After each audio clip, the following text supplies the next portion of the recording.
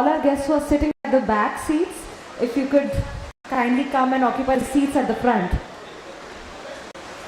जो हमारे अतिथि पीछे के सीट्स पे बैठे हैं, उनसे अगर मैं अनुरोध कर सकती हूँ कि सामने आ जाए ताकि और ज़्यादा इंटरैक्टिव हो सके हमारा ये session.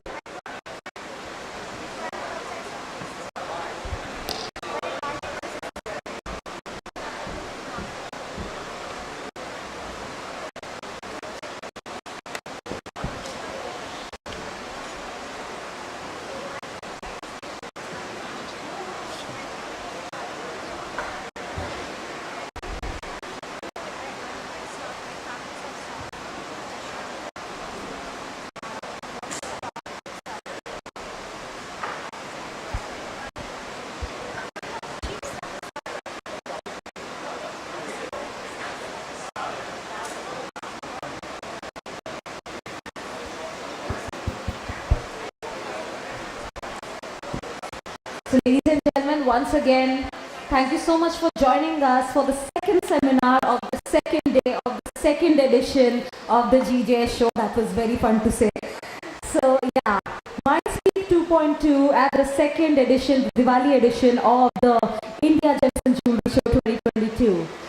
Mindspeak, as you all very well know, started just by default during the COVID times. In the first month itself, Mindspeak was launched as a webinar to be relayed every single day at 2 p.m. sharp for the benefit of the entire gems and jewelry industry.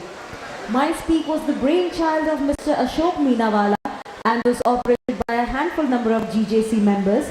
And these webinars, which were almost 90 in number, addresses a large number of issues, subjects and matters of this industry, and it attracted a viewership of more than 150 people. Today, the Mindspeak 2.2 is also in its second edition and has become a part of our seminars at the GJS show. The Mindspeak 2.2 seminars held in April was a great kickstart where we received people in large numbers and we addressed a good number of subjects and tried to make the seminars more lively and interesting and a platform to learn. Today's seminar, and as the second seminar like I announced, is a very interesting topic. Lab-grown diamonds, the next game changers. Indian diamontaires have capitalized on the lab-grown diamond business opportunity. Some of the next generation family members driving this business share their insights and a way forward in this session. So ladies and gentlemen, it gives me immense pleasure to call on stage our panelists for this seminar. First up, may I please invite on stage Ms. Pooja, Sheth, MD of Limelight.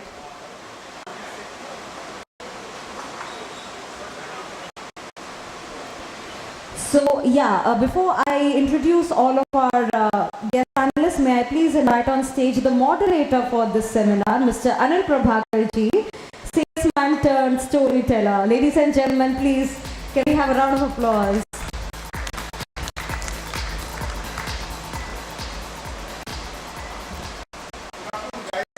I know you want to see these gorgeously lovely and intelligent ladies, but then since I am calling the shots, I need some exclusive footage.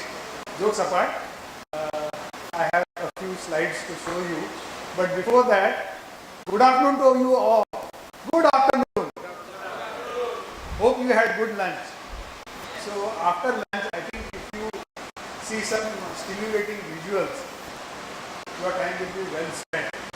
So like Arundhati said, lab-grown diamonds are the next game changer. So here something very interesting is happening. The product is a game changer. The people who are in the business, running the business, are also game changers. And the consumer is also game changer. How that is happening, I will show you by way of a few visuals. As you know, lab-grown diamonds are disappearing from natural diamonds. And everybody says, that they are going to coexist. So, let me introduce a few millennials and you will virtually meet them. Frederick Arno, 32 years old. He is the CEO of Tagwire. And Tagwire is a group company of LVMH. it deals in luxury watches. Frederick Arnault is the son of Bernard Arnault, who is the owner of LVMH Group, and they are the leaders in luxury goods, fashion, watches, jewelry, lifestyle. Now, why am I showing you Frederick Arnault's book? Because he has introduced a product. So let's have a look at the product. Did you see this watch before? How many of you have seen this watch before? Please raise your hand. Fantastic. So all those ladies from the lab-grown diamond business have seen the watch. So what is the special thing about this? If you can see closely, you will see on the dials, diamonds. The crown is diamonds. The indices are diamonds. And how much does it cost? It costs little less than 3 crores. It has 48 diamonds and the weight is little less than 5 grams. What is going to happen? I'll leave the ladies to share what is going to happen with this girl. See, this is not the first watch to use lab-grown diamonds. Even Citizen used lab-grown diamonds, but it did not create the impact because it was in the lower segment price. The diamonds which are used in this particular watch, Plasma Carrera, is sourced from Lucix. Everybody knows Lucix diamond. Sun-grown diamonds. So, and as a matter of fact, this particular watch was launched at Watches and Wonder, which is a trade show. It happens in Geneva. It happened in March 2021. And in JCK, announcement was made that LVMH has invested in Lucix. So, within a matter of 2-3 months, these two developments. So, you can go to this quote by Melli, project lab-grown diamonds, which is supposed to be cheaper alternative to diamonds. He's projecting them as luxury, craftsmanship. And I read a new term, nanobiology, the growing of diamonds. I did not know that before I read it. So it's a learning for me. I think the position is perfect. As a matter of fact, LVMH has also taken over. Tiffany, everybody knows this, but I am trying to put things in context. So, watches, jewelry, and lab-grown. There is a symbiotic relationship. If you frankly ask me, 1 year ago, I was very skeptical that lab-grown diamonds and luxury would gel. But I think millionaires like Fred are going to make a difference, and all you need, you will make it. Moving on. Okay. Let me share a love story. Indian love story. The couple started seeing each other, got married in. The boy's name is Nihar and the girl's name is Ankita. They belong to a typical middle class, traditional values family.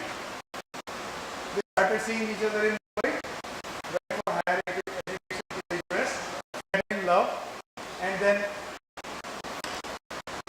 logical outcome, the boy to take the first step.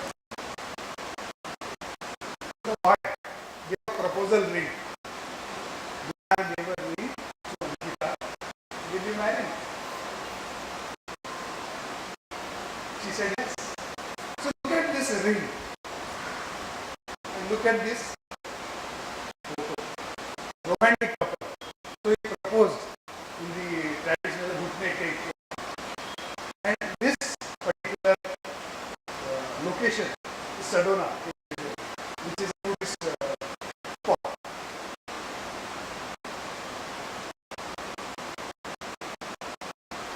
This is the proposal.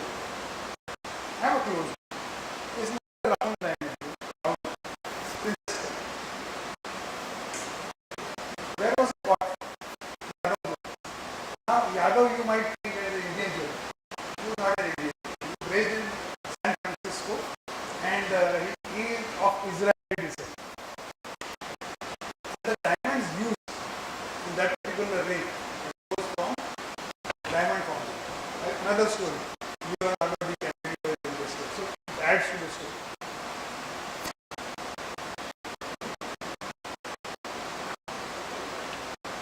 Look at the screen. You see that carbon neutral and diamond factory and all this is mentioned. So here is our backstory. So why did Neha gave a proposal ring made of lab-grown diamonds to her? Because Ankita always believes in conserving nature. She is an outdoor person. She does voluntary work at the church. She also spends 1 day in a week at bird shelter. She is very conscious of them. So this factor was at the back of Neha's many bodies. And he got that story, which everyone of us is talking. Environment and bigger diamond. How much is the ring cost by the way?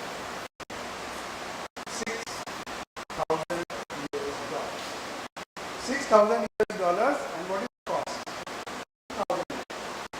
No negotiation, nothing. Did he go to the store and buy? No. He bought it online. So why did he buy that particular ring? Because of strong word of mouth. His real brother gifted a ring, not from Yadav brother, to his fiancée. So he doesn't have to, when the brother is saying buy from there, so there is no question. He did not consult anybody.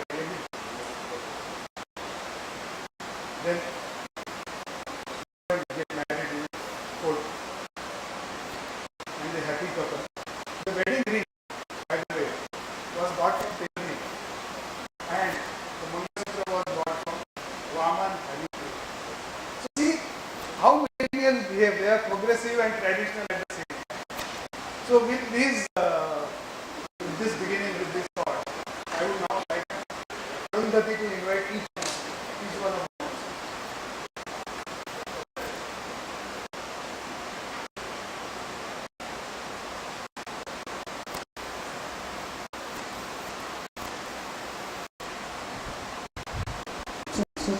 One minute. By the way, if you think this is a made-up story, let me tell you, Ankita is made up. She happens to be made up. And I did not know. Because Neha, prospective son-in-law, will never ask would-be father-in-law, where do I get the ring from? If you had told me, I would have negotiated good for it. Thank you. And I guess with such, you have really piqued our interest, and this is really intriguing, Anilji, I must say. And of course, you have met a moderator for our session, Mr. Anil Prabhakar, who is a sought-after speaker in many knowledge forums and industry analyst, and of course, salesman turned storyteller. And next, it gives me immense pleasure to call on stage the panelists for this seminar. First up, may I please invite Ms. Pooja, Sheth, MD, Limelight. Ladies and gentlemen, can we have a round of applause, please? And as the name says, she is always in the. We also have with us Ms. Anushikha Shah, founder of Avtaara. Can we clap loudly, ladies and gentlemen, because this is especially, a woman-only panel, except for Anilji, of course. This is going to be an extra special session. And next up, we have Ms. Vandana M. Jagwani, founder, Vandals.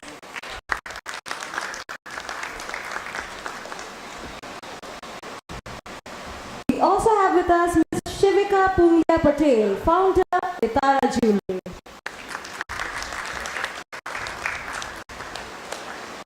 Next up, we have Ms. Sanskriti Mehta Melli, brand promoter, INOX Jewellery.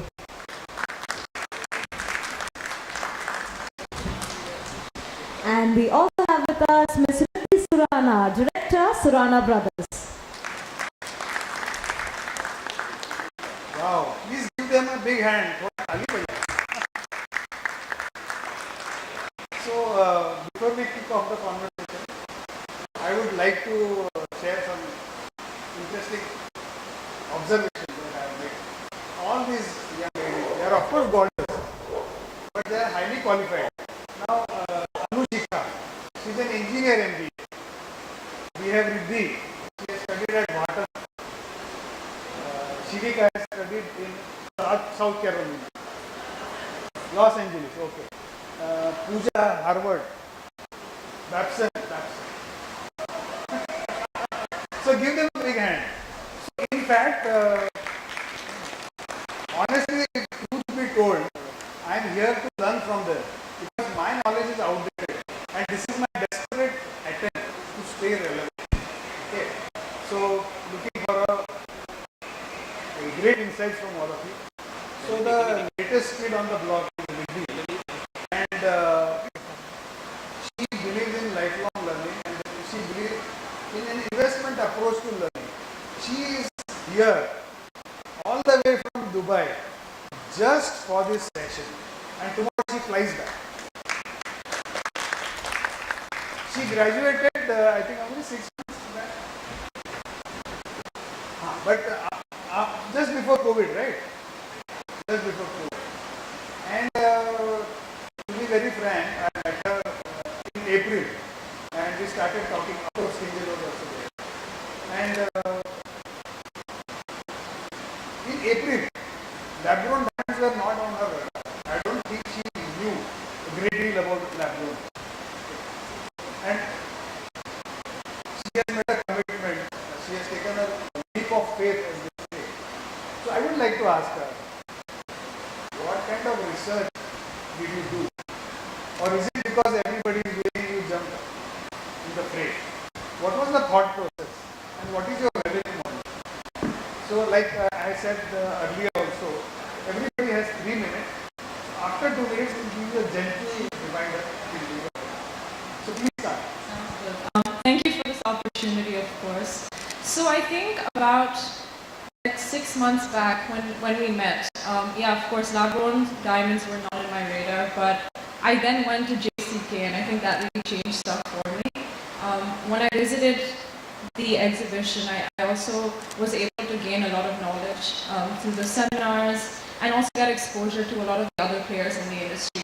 Of course, like you mentioned, the larger players have been making moves into this industry, and I think being in JCK, I was able to witness how it has reduced some of the skepticism that retailers and other manufacturers do have. Additionally, I think something that's important to note is COVID and the Ukraine war sort of really helped shape the industry and increase the assimilation of this product into the industry.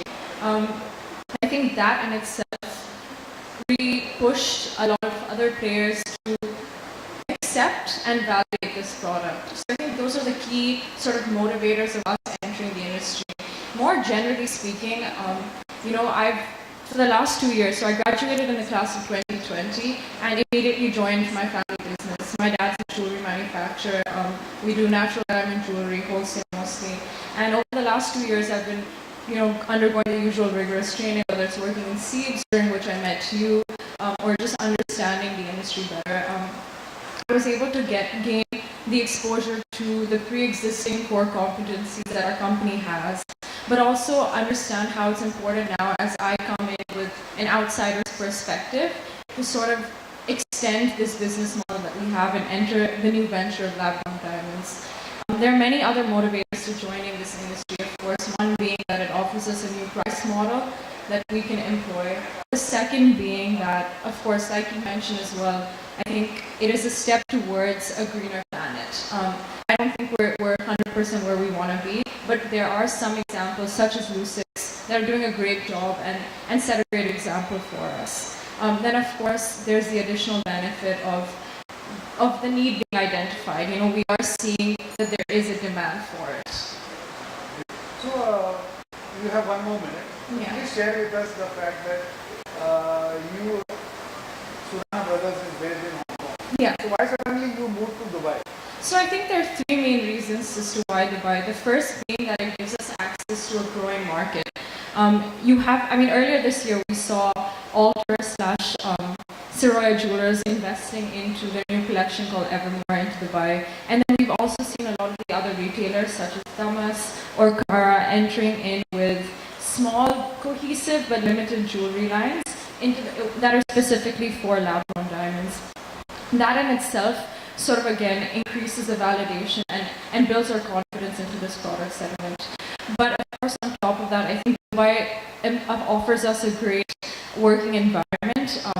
The new SEPA outlines us and allows us to sort of import all Indian manufactured jewelry with tax-free, and so that is a huge added benefit. Then of course there's also the added benefit of it giving us access to an international market. Outside of Dubai, there's the GCC countries, 54 million people with very, very high average purchasing powers. So I think it's a great place to start off with, and it provides us great access to other places to tap. Before we move on to Shivika, let me share another interesting observation.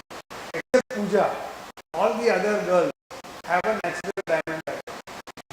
Okay. So, and these are game changers because they're not thinking like what their father thinks or even their ancestors. Shivika, please share your journey. Hi everyone, my name is Shivika. My journey to lab actually, so mentioned as in the natural diamond space.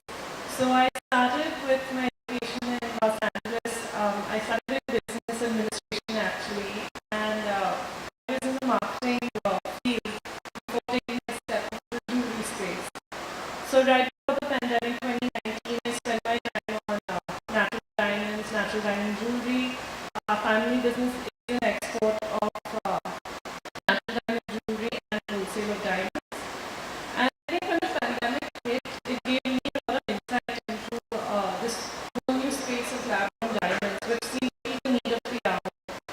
So you have, a product that's not only more accessible, greener, it's something you can incorporate into your everyday life now, unlike natural diamonds, which are less accessible, less affordable. So I spent, my time in the pandemic when everyone was free, researching a lot on lab-grown diamonds, the future of lab-grown diamonds. I personally as well advocate a lot for sustainability and greener options. So, just having time to look into that inspired me to get into the lab-grown diamond space, and that's how my company Itara Jewellery started from there. Anushikha, as a matter of fact, she is new to the jewellery industry, but her husband is in the natural diamond. He is one of the senior management personnel working for him. So please take the mic from her. And I would like to ask you, why e-commerce? Why did you start with e-commerce? Share your journey, but please highlight this one. So we launched Avtaara in 2018 as an e-commerce brand, keeping three factors in mind: technology, millennials, and sustainability. Now today, technology plays a very important role in all of our lives. We want groceries to clothes to everything at the click of a button. The players like Calculate and Laura who had gone online and they were seeing immense success. So we thought it was a good time to introduce lab-grown diamonds also into this e-commerce space. Technology and millennials have come of age together. We millennials have seen the technological space grow, we've seen social media advancement.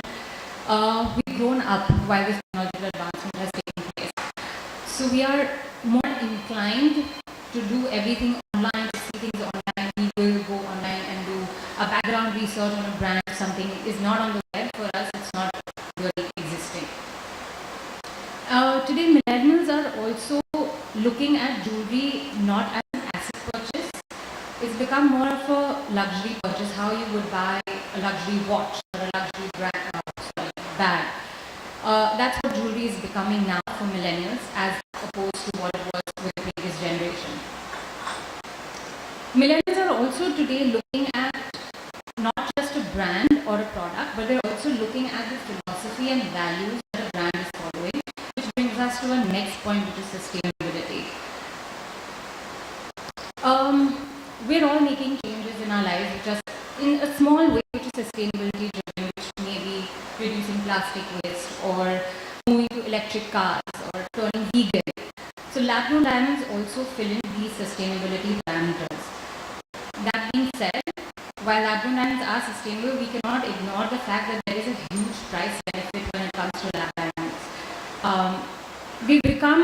They have made jewelry for an aspiring sector accessible because it's so much more cheaper than natural diamonds. And there's a survey which says that 3 to 4% Indians only purchase diamond jewelry. Now with lab-grown diamonds in the picture, it is more accessible to the remaining people who aspire to buy diamond jewelry.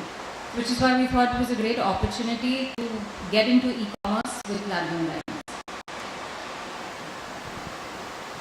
Pooja, I would like to ask you, your hard work seems to be paying off because Limelight is in the limelight now. Thank you so much. And what is noteworthy is the fact that traditional jewelers don't want to keep that. That's a fact of life. And having said that, you have been able to penetrate not just the big cities but interior of North India, Patna. Yeah, Muzaffarpur, Amreli, Rajkot. So in the first round, please share that journey. Plus also share with us that about your recent collaboration with Coimbatore.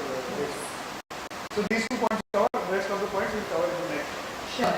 Absolutely. I think, it has taken time for retailers. The hesitation was a lot more in the past. But now slowly retailers are understanding that natural diamonds and lab-grown diamonds can coexist only and only if it is done under a separate brand.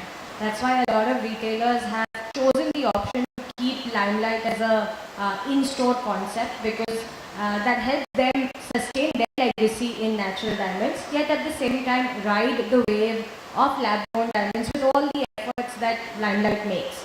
And like Sir said, I think every retailer also has the confidence because Limelight has no natural diamond background.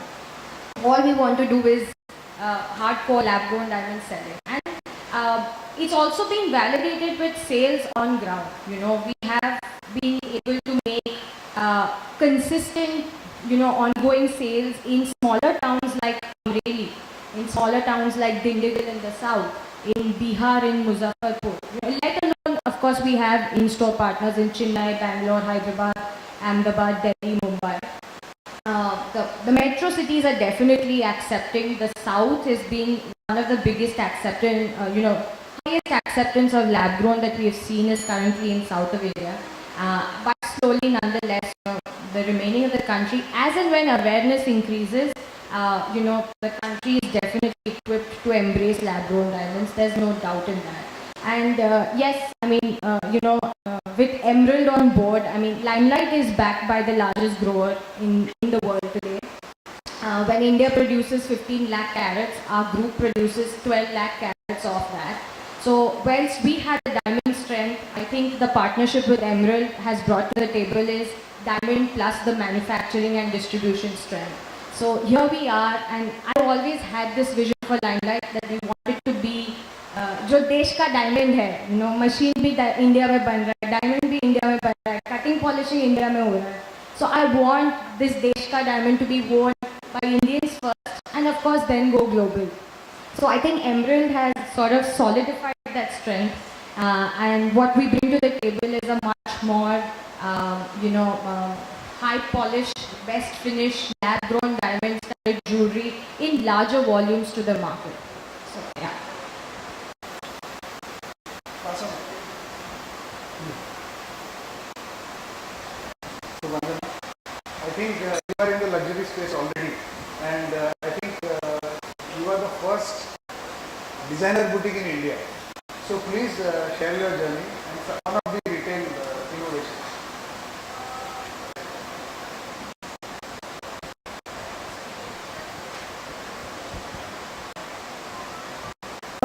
One of the things I did not like, being a business and marketing student myself, the first thing I understood on the last day of my GIA course, I take it right now because GIA has started, and I literally told them that in the morning, was when they showed me a lab grown diamond. I was just like, straight up business, this is marketing, this is luxury, nobody knows anything, and they're just in emotionally change, like connecting people to it. There's no logic behind an action and an action. It's just the emotion. So I was like, for me, thinking from the brain, the product thing. Then over time, sitting in the business, you see how luxury is sold. It's not sold like that in the future, and we cannot sustain selling it like that in the future with the breakup and stuff, with margins getting slimmer. We cannot, because in today's time, why are we building a brand?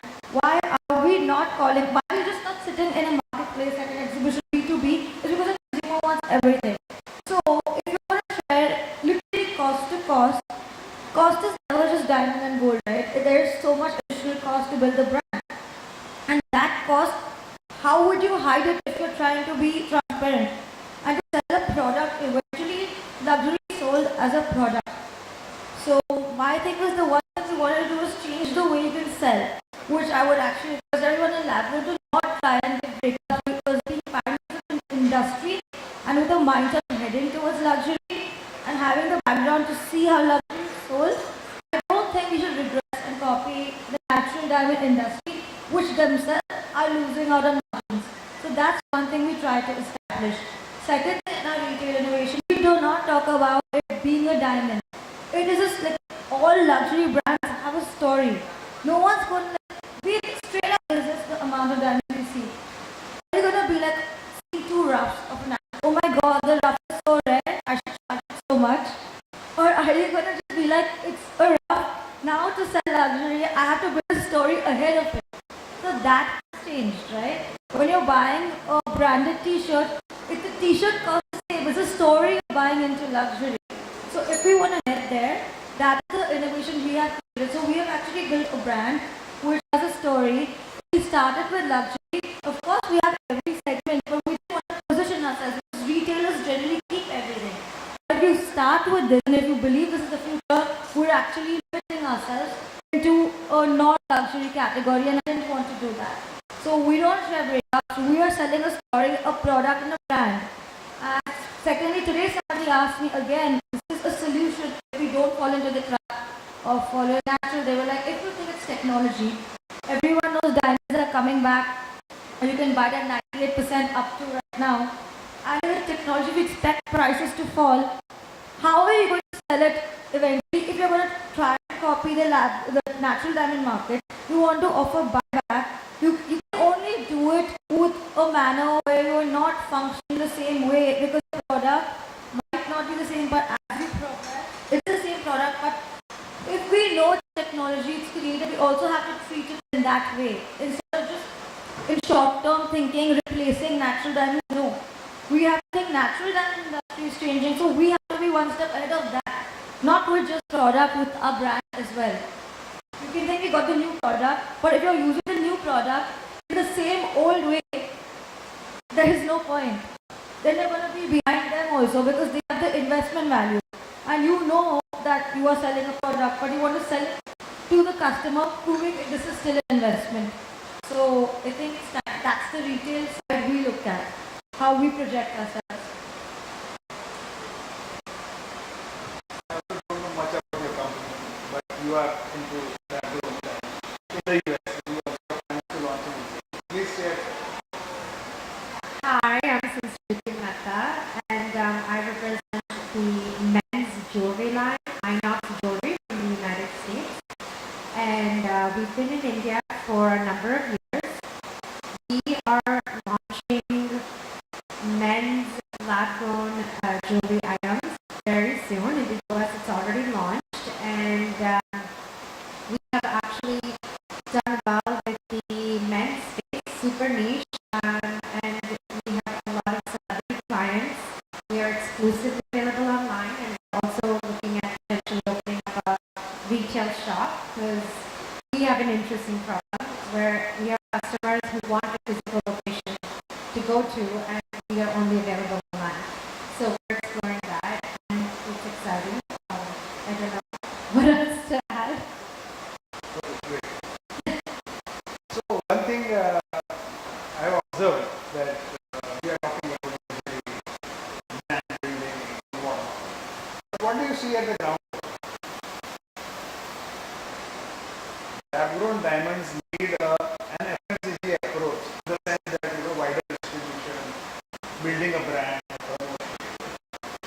but the industry is treating the product as FMCG, as if there is no tomorrow. If I don't sell it, my God, I'm going to lose money. So while a diamond is forever, right? So whether it's a natural diamond or a lab-grown diamond, it is forever. But I don't think in the midstream that is the approach people are taking. So Shivika, what is your thought? Because you are in the midstream.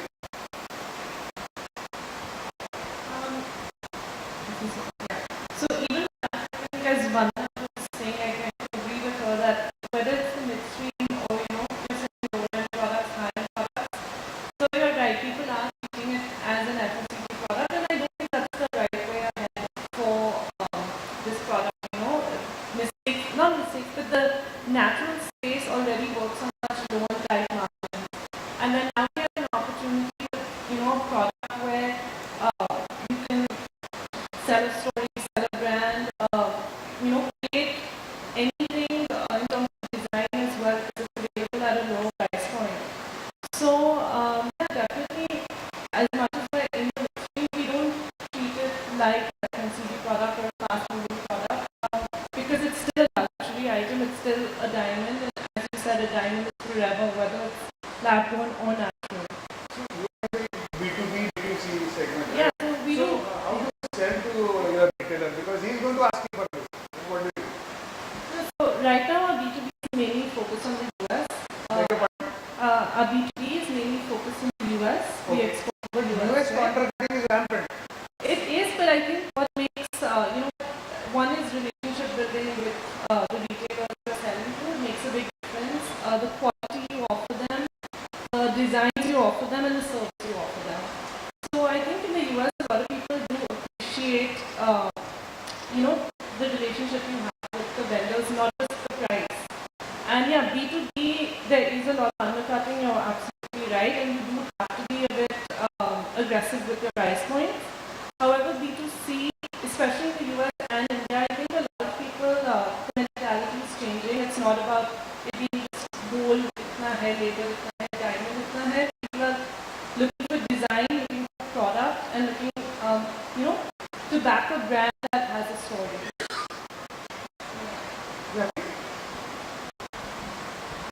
Yeah, I think a couple of points. One is when it comes to price point, right? See, today is very different from tomorrow, primarily because demand and awareness of this product is very limited. So to understand and to think that what has happened just now will continue tomorrow, in my view, is a big misconception. There are reports and research reports which also state the same. For example, today lab-grown diamond production stands at 7 million carats globally, right? Compared to natural diamond production of 111 million carats. We are approximately 7% of the market, right? Now, that 7 million carats, okay, versus the demand for lab-grown diamonds in the next 10 years, by 2030, that 7 million carats, the demand is going to be 160 million carats.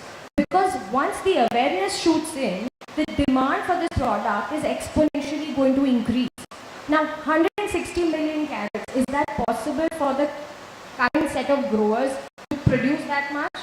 It's not such an easy task. So it's not कि मेरे पास ऐसा है, मैंने machine लगा दिया, production चालू हो जाएगा. There's at least 4 to 5 years of R&D which any grower will have to go through. Today, our growing unit is 15 years old, which is why we've done all the R&D and hence we are able to scale. But any new grower will need that much lead time to understand the recipe, to understand कि मेरा growth बराबर से हो रहा है, the rough is growing correctly, consistent quality, so on and so forth. So for 160 million carats, I need 1,20,000 machines. Today, globally, we are under 10,000 machines. So there's every possibility that in the near future, at least in the next 5 years, your demand is going to outstrip supply. The supply will not shoot back easily, right? And going forward, I think we have to understand that unlike the gems, this is a technology-based product. So let's look at another technology-based product, which is smartphones, right? If everyone tells me, Pooja, price to supply is, नीचे तो आने वाला है, पास आने वाला है, technology-based product है. आज smartphone technology, absolutely, right? So it is about the brand on the base of the technology, right? Whether it is a Samsung or whether it is an iPhone, smartphone technology stays the same, but you have the Xiaomi's of the world and you have the iPhones of the world. So you have to decide of where you want to place yourself, and going forward, it is pertinent. It's almost like compulsory that if you don't have a brand, you will not be able to exist. So that brand positioning has to be there for you to be able to benefit of this opportunity. Okay, now I want everybody to share their thoughts on the fact that going forward, industry is already moving. So the industry is poised to grow even faster in the future. So what are the different factors? And the current situation due to Ukraine war. Some believe that it is hastening the conversion. So I want you all to guide us whether the first-time buyers or the natural or the conversion, which segment will grow faster, and what is the Ukraine war? How is it going to affect the lab-grown segment? You start from this. Be brief, all of you, please. I guess to answer your first question about what are the factors that would impact, I guess, the accessibility and growth of the industry, I mean, I'll be brief and then pass the mic over. So I think like price points in both the natural and the lab-grown could perhaps impact it. I think one is retailer awareness. How likely are the retailers to place their products on the store? Because at the end of the day, they are the face of the product in many ways. The other thing I think is important in industry-wide knowledge and marketing. Something that we all notice with the diamonds and the mined diamond is De Beers really shaped the image of the mined diamond years back when it had its entire Diamonds is Forever marketing campaign. And I think similarly, if the lab-grown diamond the lab-grown diamond also requires such sort of framing in an industry-wide image that it needs to create, such that the consumer, when they enter the stores and is able to access the product, sort of has that image pop into their head every time. I think that's very important. Another thing, of course, is like economic situation, etc. And in terms of how likely it is to coexist and which one is likely to grow faster, I think, of course, just given that the base is smaller than the lab-grown diamond, I think the rate of growth of the industry will definitely be higher. But I do think both the lab-grown and natural diamond will grow together. And something I always like saying as well is I think that the pie consists of both the lab-grown and the mined diamond.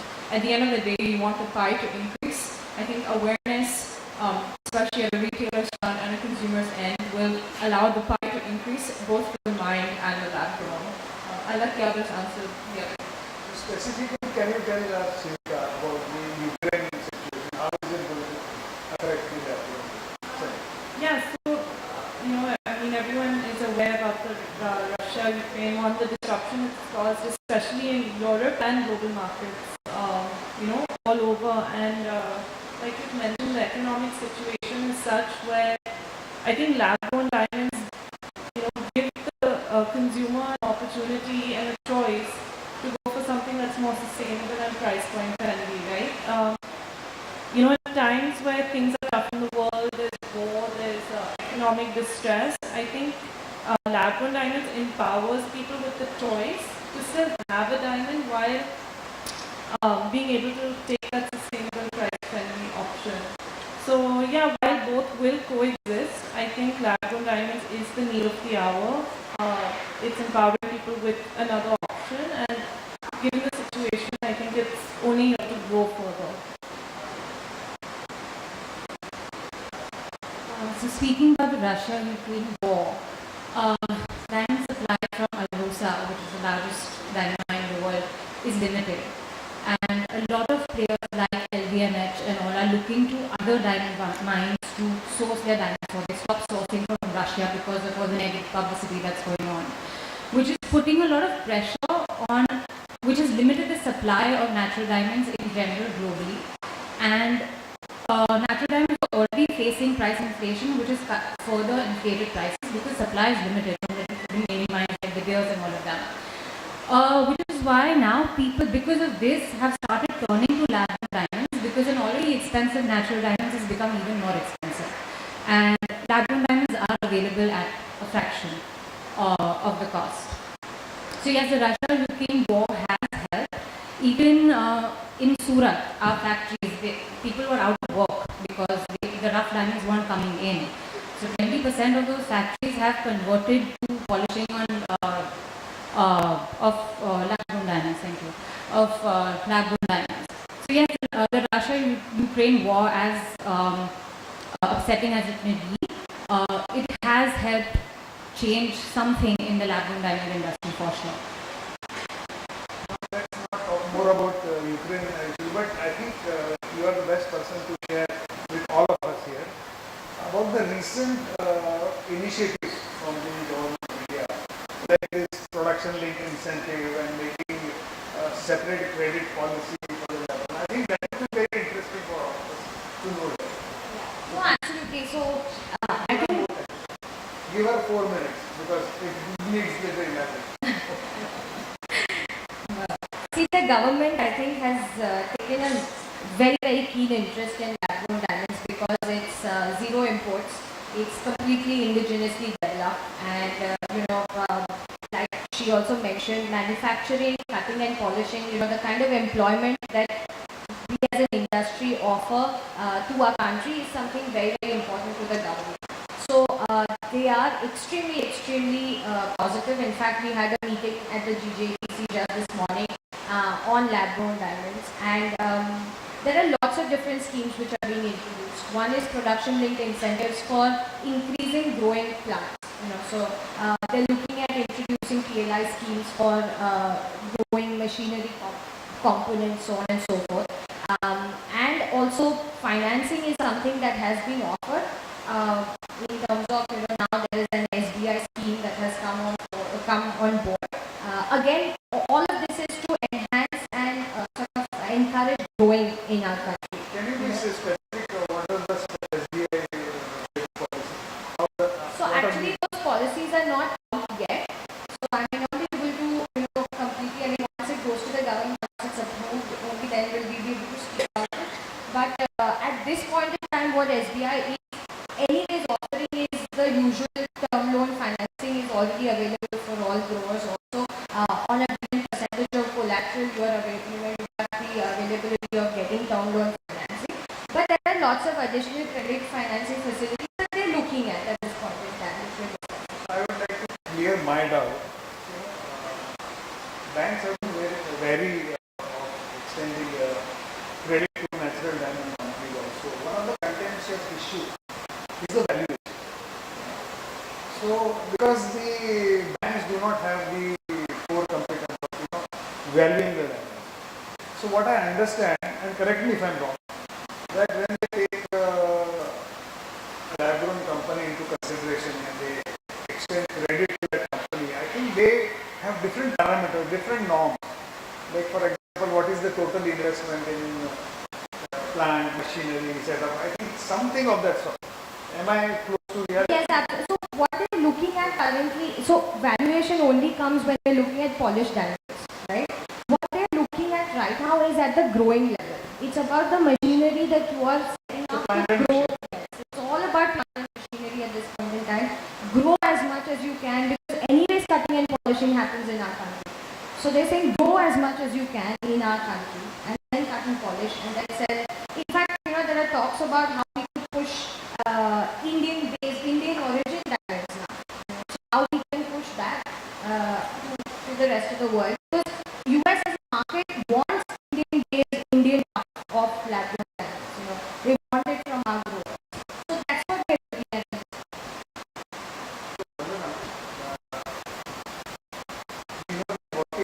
A lot of influencers and celebrities, and you have created that experiential factor in the store as well as in social media. So of course we have a session which deals with this topic exclusively, but when you are here, I like to hear from you. So it's all about branding, right? Branding. 1 minute, I will you very specific. So what is the consumer insights that you gather, and a lot of celebrities have been buying from you. They are not just being associated with you for promoting your product. So how does the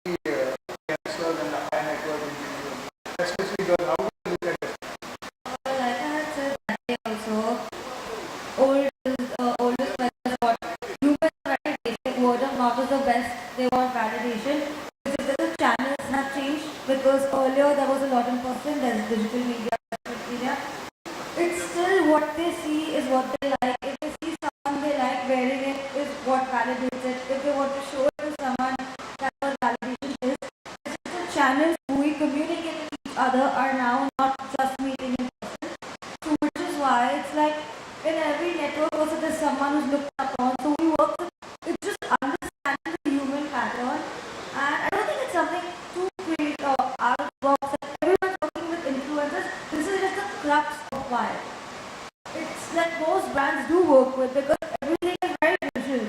And jewelry is one of those things that look good visually. And it's coming to those fine arts, and art is about beauty, not in a way of putting anything down. And just like fine arts are about very visually appealing things. So it just puts like more perspective, and then the validation of someone else wearing it because it's basic question or is it real? Is someone else real? It just needs this time more than visual art. It also needs a little bit of vocal communication too, because that's the education part. But it's the beginning of an industry. We're happy to do it.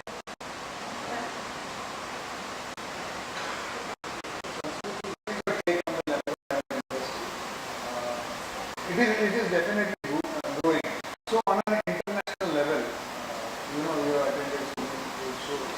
So holistically speaking, what is your? So, from my point of view, what is really exciting in my world with lab grown, first I just want to address the men's aspect of the jewelry. Men are very different from women when they shop. And I think, there's always this discussion that if a guy gives the woman an engagement ring and it's not natural, there's some nonsense that I hear where they're like, oh, but you don't love me enough, it's not natural. Men, they don't care. They like it, it's pretty, not pretty, but they like it, it's bling, they want to look like a rock star or a rapper. They're going to buy that men's jewelry. They're going to be very happy with it. The other interesting thing with lab-grown diamonds in the game is the fact that it has given accessibility to many people who would never otherwise own a diamond in their life. That's what is happening. We are opening up an entire customer base of people who would not be able to afford a diamond. And that is what is happening worldwide. We're seeing that in the United States. We're seeing that in India.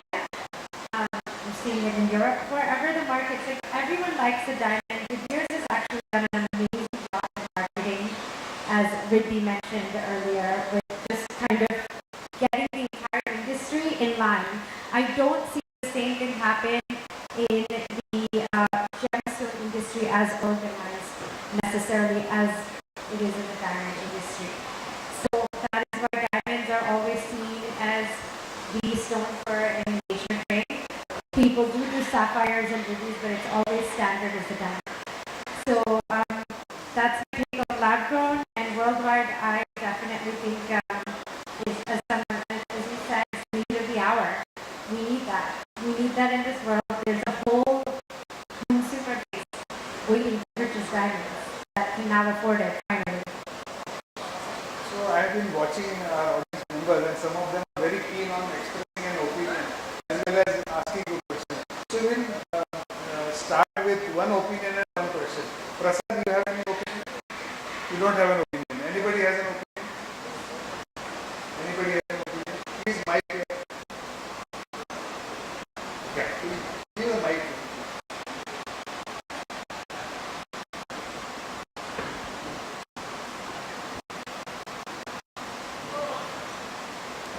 Talk with Gujarati. Yeah. તમારી જે calculation જે છે એ કેલ્ક્યુલેશનમાં મારા knowledge મુજબ જે કાંઈ export થઈ રહ્યું છે ડાયમંડનું એમાં લૂઝ ડાયમંડનું પ્રમાણ વધારે હોય છે. તો ઇન્ડસ્ટ્રી જે લેબગ્રોન ડાયમંડ જે કાંઈ જનરેટ થઈ રહ્યા છે એ લૂઝ ડાયમંડમાં એક્સપોર્ટ વધારે થશે કે જ્વેલરીના ફોર્મમાં એક્સપોર્ટ વધારે થશે એવું કંઈ ડિસાઇડ કે એવું કંઈ નક્કી ખરું? હું તમને કહું. આપણે ત્યાં છે ને આપણી જે કન્ટ્રીનું પોઝિશનિંગ જે છે, we are the exporter. For larger benefit, can you repeat the question in English and all also repeat what's being spoken about. It's a tough job, but I'll answer in English. તમે અંગ્રેજી સમજી શકો છો ને? The question is, what he's saying is, what he's trying to say. You want to say something? No. He wants the question in English. No? Yeah. So I'm explaining to him. So what this gentleman is asking is, India is basically focusing on loose diamonds. So there is a tradition. See, what has happened is all natural diamond manufacturers have ventured into diamond, and India is a global hub for cutting and polishing, and everybody knows. But the fact is, we need to move on. See, Surat has done an excellent job, but Surat people are very conservative. They have not created brands. They are manufacturers, they are exporters.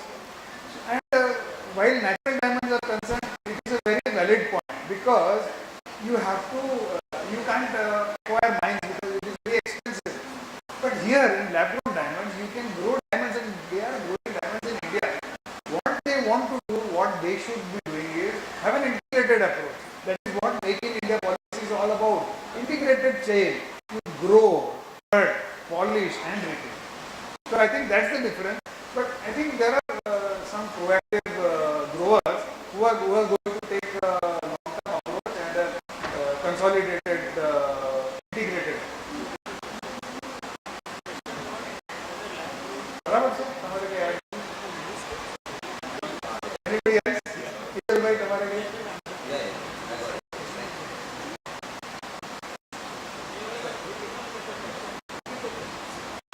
that is important, na? Hello. Can I speak? Mic up on it. Do you see jewelry being exported more, more value add happening, or we will continue to be the cutting polishing center for along with growing our business? I think, in my view, I think India has great potential in terms of converting and becoming a jewelry hub. But the only contention at this point in time is the designing, right? Today, the kind of designs that we produce, Hindi बोलूँ चुँ maybe, design में अभी जो designs western world को चाहिए, वो design आज India में वो वॉल्यूम्स पे नहीं प्रोड्यूस होती, right? India is very India focused. India में जो ट्रेडिशनल डिज़ाइन चलती है वो ज़्यादा बनती है यहाँ पे. तो if we can evolve that, you know, कि वहाँ इम्पॉसिबल तो कुछ भी नहीं है हम लोग के लिए, बट वो जो इंटरनेशनल स्टाइल है, इंटरनेशनल टेस्ट है, अगर वहाँ का मेक जो टर्की में होता है या हांगकॉन्ग में जाके कोरियन में फिनिश देते हैं, सो ऑन एंड सो, अगर वो हम इंडिया में कर सके, then I think nothing stops us from becoming even a jewellery hub going forward. Apart from designing, would branding make a difference for exporting jewelry? But I think absolutely. I think that branding could is the key for definitely be exporting jewelry, is my sense. Absolutely. I mean, that could definitely be an additional point of view also. Just I have some question saying that today, because India doesn't have a diamond mine, so India cannot give the rough to the world, and they have to depend on the other countries to get the rough and then polish it. When it comes to lab-grown diamond, today India can become a hub itself, because it is a mining place and it is a cutting polishing place. So we can have a better say in the world than the other countries, and we can take a position also. That process is already started. So when you wanted to say something? I think the whole perception of lab-grown and natural, that concept is not really well understood by our jewelry industry people, first and foremost. There is so much confusion within us. We really don't even know what is the difference between a natural diamond and a lab-grown diamond. And the true fact is, it's a diamond at the end of the day. I myself was very unaware of so many things, but once I got into the understanding of it, I myself went and first bought a whole series of diamonds, and then I said, let me start thinking out of it. Don't think first, because because you are a jeweler, you are going to make things. You can create your own concept and you can create. And you will not believe the first product I made was valued at 10 lakh rupees. It was not a 5,000, 10,000 or 1 lakh product. I said, let me do something which starts right at the top. And I created and I sold it immediately. It didn't take me more than 24 hours to sell it. I realized the power and the potential in this whole thing. And I can assure you, what you cannot think or imagine or you can just go on thinking alone in a natural diamond, you can really start making things happen in the lab-grown category because it costs you far lesser. You can upgrade, you can everything that you can imagine on luxury can be done over here, which is not possible in the real factor if you really see. And at the end of the day, nitrogen is the only factor which is differentiating the product. What else is differentiating? And do you really want to know how it is produced? Where it was born? Do you know how a natural diamond was made? Somebody tells you a story and you agree that 6 million years ago this happened. Here this fellow is telling you in 6 months this happened or 3 months, in 1 hour it happened. At the end of the day, when you look at the product and you tell a jeweler, can you tell me what is the difference between a lab grown and a natural? I guarantee you 99 will fail out of 100. It is impossible to find the difference in the true sense unless you are very, very, very experienced and you are doing this day and night. Right? Am I right, Pooja? You are one of the oldest person over here. So I completely agree with you. And in the sense that what you can do with lab-grown diamonds, I think, and natural diamonds are already taking a trajectory of becoming more and more price-heavy. Right? So all the more the price points benefiting us, and like you said, it's an upgrade. Today, 96% of our consumers are gold buyers. It's an upgrade for all of them who are aspiring to buy a diamond now can purchase diamonds because we have lab-grown diamond as a category. For anybody who is already buying diamonds, 1 carat, 1.5 carat is now upgrading. Like at our store, we have people who are now upgrading to 3 carats, 4 carats, 5 carats, right? So everything in lab-grown is a natural upgrade. And as you said, it is exactly the same thing. It is impossible. It's like test tube babies is the best example that I often use. You can't walk on the road and identify which one's an IVF born baby and which one's not, because the DNA is the same. The DNA of a lab-grown diamond is a natural diamond. It starts with a natural diamond. So there's absolutely no molecular difference, no chemical composition. It's made out of carbon. There's nothing. There's no difference. Only labs can tell you whether it is a lab-grown or not. And the confidence building is the only factor that we need to do for the consumer. The consumer today has full confidence in a diamond. And you continue to express and give your confidence that this is also a diamond. The only difference is, very rightly said, it's the IVF and it's probably a natural birth. At the end of the day, it is the baby that is more important to how it came into the world. So I think we are still going through a very teething process. Secondly, all our handbrakes are on and we want to run. We can't run. We have to first release the handbrakes. We have to start understanding the matter and thinking positively and constructively. We will really build the whole thing. You guys are the next best exponents of this lab-grown diamonds today. But I think I would like to ask one question, if at all it is possible for me to ask. How does a jeweler who's dealing into diamond jewelry and gold jewelry enter into the lab-grown business? That is one answer we want for a jeweler to that. I think that will be one of the best. I think actually it's basically because of all the marketing that we realize. When first there was gold jewelry, how did a jeweler get diamond jewelry? Then we had gold and diamond, how did we get quality jewelry? Then some people keep even silver jewelry. I think the biggest problem right now is the barriers of entry created by the industry who are misleading people, because everyone is so worried about the existing diamond stock. They are misleading people against lab grown. That is the problem. Otherwise, it's just a new category you can add. And one more thing I want to say, for the amount we have spoken about you need a brand, we are still speaking like a trader when we are saying the lab grown has to be done like that. This is a difference. And including all of us, we're still speaking traders. If it wasn't about, if you're actually treating like a brand, you would not try so hard to say it's real or it's this, it's that. You will be building your brand story. What does your brand stand for, not what the diamond stands for. You're not explaining what cloth stands for. You're supposed to explain what your name stands for. And whatever said and done, I think the biggest challenge is, I still do believe lab-grown diamond people are speaking about innovation. They're talking about new product, but treating it like the diamond industry, like a trade, not as luxury. Very easy to give a name, have a minimal story, and say it's a brand. But how much percent are you talking about the diamond, and how much percent are you talking about brand? That's what differs between an actual brand and between someone still selling product. Everyone has a brand name, everyone has a logo, but are you talking about that, or are you talking about this? So we started with Riddhi and we would like to end with Riddhi.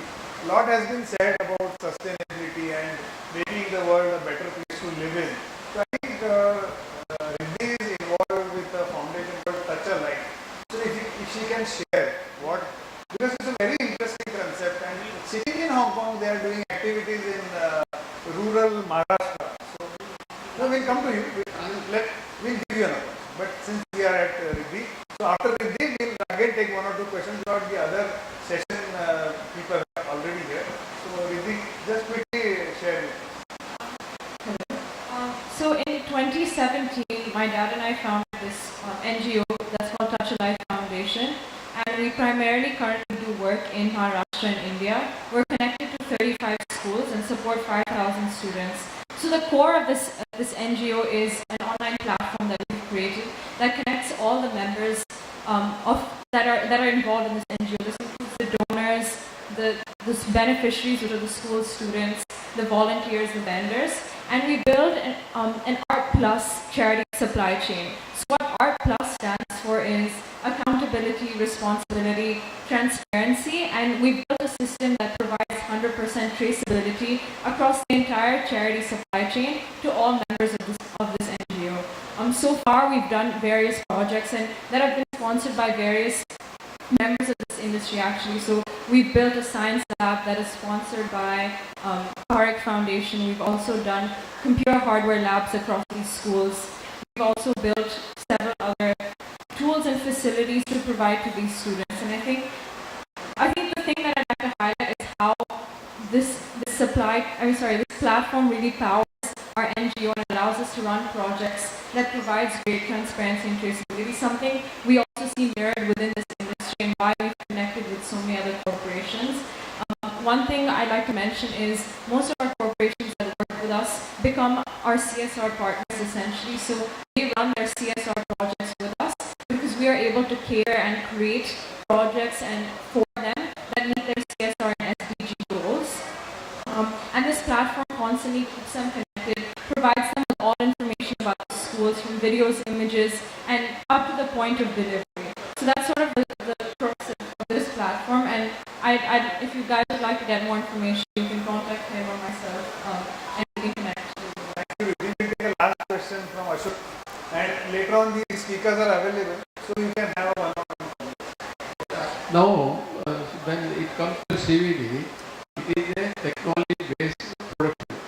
So when the technology upgrades or when there is an improvement in the technology, definitely the price of the production will come down.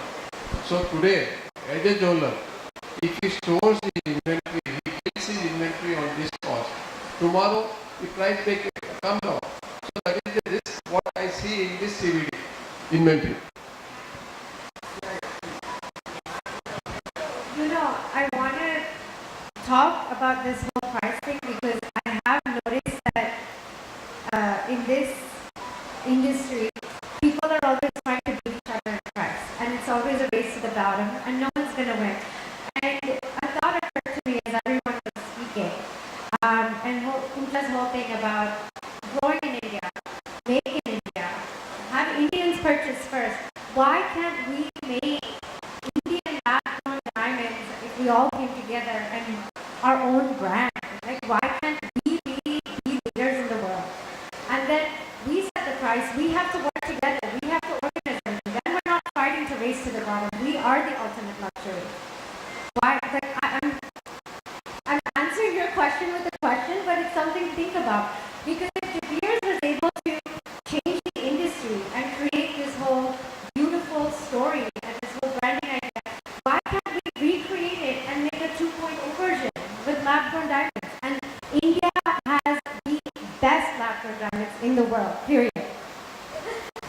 His, I'll tell you why. his Why we question can't was do this. different. His question was regarding retailers. This is a nascent stage for the Indian retail for lab grown. So this can be a stumbling block for retailers to stop if they don't have the clarity on the pricing. Because over the past 2-3 years, the prices have kept on going down.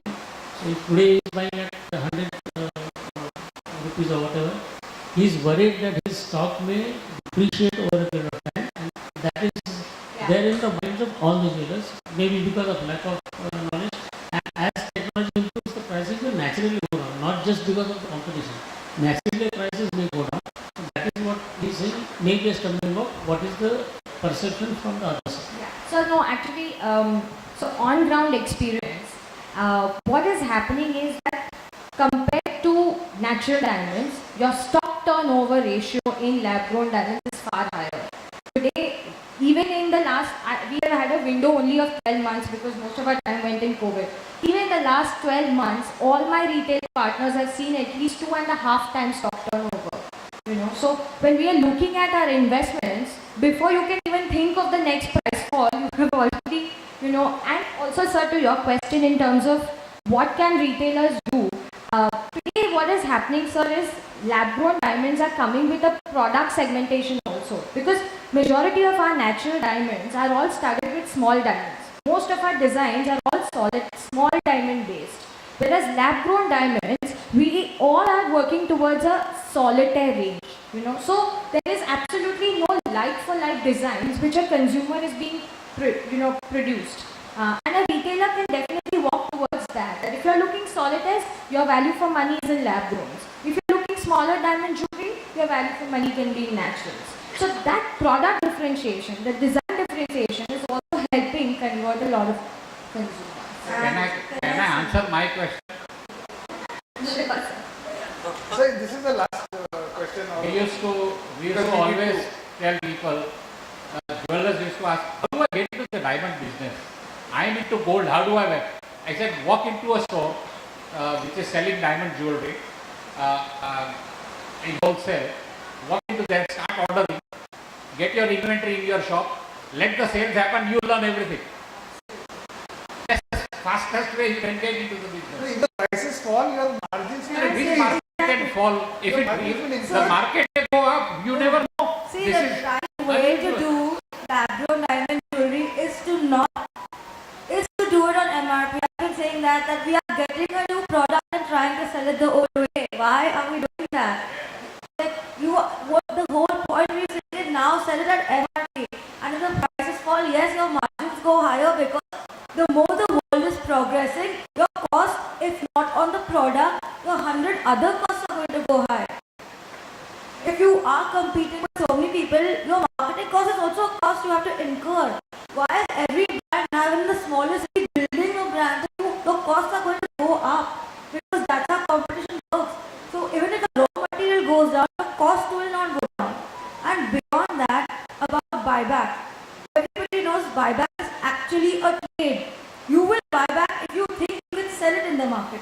If tomorrow the demand of lab grown is high, you will happily buy back if you don't have a customer sitting. But अभी अगर natural का demand गिरा, आपको कोई आएगा 10,000 का वापस करने, will you buy it back? So it's really just demand and supply. If the demand is there and you're confident to sell, you take it. Demand is not there, you will not take it. And it doesn't matter if it's natural or lab grown. Whichever industry is doing well based on demand and supply, even the retailer will happily buy back. Or otherwise I say, I'll keep it, if I can sell, you take the money out. Which is where it's headed. So you can have around, I think you should. बोलना है? नहीं मैं बोलता हूँ, you have been a lovely audience, बहुत अच्छा participation था, but we have to end this session here. So we have to do felicitation. Because next session is at 4:30 and we need breathing time. है ना sir, कौन कौन घूम रहे हैं? हाँ प्लीज जीतू भाई, पॉजिटिवली का लास्ट। मुझे लगता है कि लेब ग्रोन डायमंड जो नाम पड़ गया, तो अभी पूजा जी ने बताया उसके हिसाब से तो लगता है कि तो पूरा इंडियन ही है, जहाँ बनता है, जहाँ कटिंग होता है, पॉलिशिंग होता है। तो मुझे लगता है कि हमारी जिम्मेवारी है कि लेब ग्रोन की जगह इंडियन डायमंड बोले। हम इसको इंडियन डायमंड के हिसाब से प्रोड्यूस करेंगे पूरे विश्व में। मेड इन सूरत। स्वदेशी नहीं बोल सकते हैं, वरना तो स्वदेशी अच्छा है, लेकिन स्वदेशी बाहर के हिसाब से स्वदेशी उसके जीभ पर नहीं आएगा, मुंह पर नहीं आएगा, इसलिए Indian diamond, proud, make in India. Very correct, we agree with you.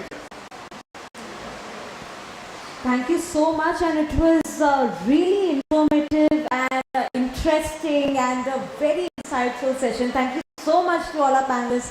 Ladies and gentlemen, can we have a huge round of applause for such an amazing session?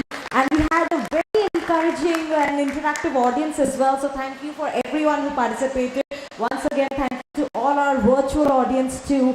And now may I please invite on stage our chairman of the GJC, Mr. Ashish Pethe, if we could felicitate our guest panelists for this session.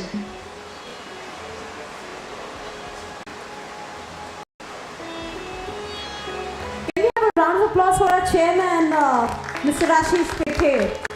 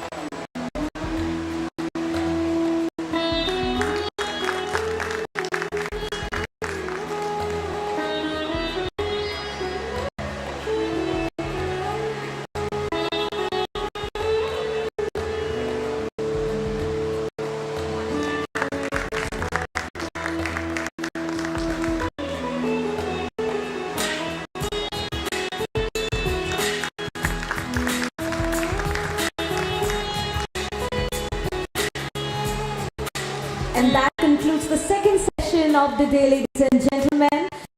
But do not go anywhere, because up next is another very, very exciting and also a very relatable topic, because we're going to be discussing social media and influencer marketing in the jewelry industry. Ladies and gentlemen, see you at 4:30 sharp.